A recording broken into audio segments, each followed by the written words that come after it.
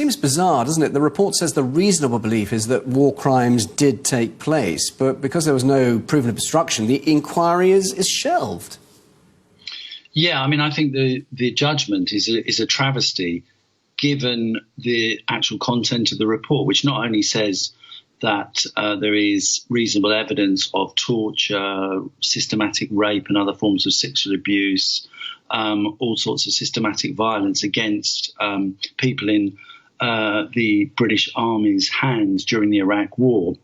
But it also says, makes clear that there have been thousands of allegations and that not one of those cases has been prosecuted in a British court. So how they can say at the same time, or the report can say at the same time, that there has been no shielding, that there has been no cover-up, really beats me, to be honest. And what I recommend is that people read the report itself, or at least the fairly short summary of the report by Fatou Bensouda, who's the prosecutor.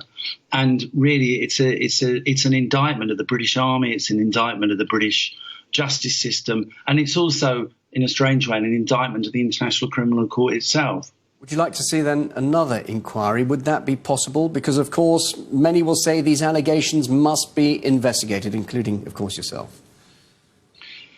Well, yeah, I mean, I'd like to see, when you say another investigation, I'd like to see a proper investigation, because there clearly hasn't been one.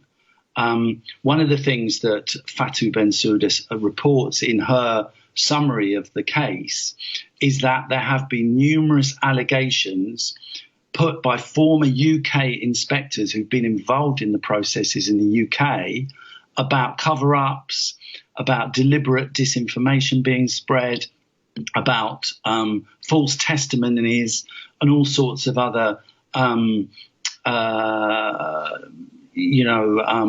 processes which have actually inhibited any serious justice in the UK. So there haven't been any serious investigations, any rigorous and neutral investigations on this question. And it seems to me it's almost incredible to think that of thousands of allegations, not one of all of those thousands has been regarded as justifying coming in front of a court.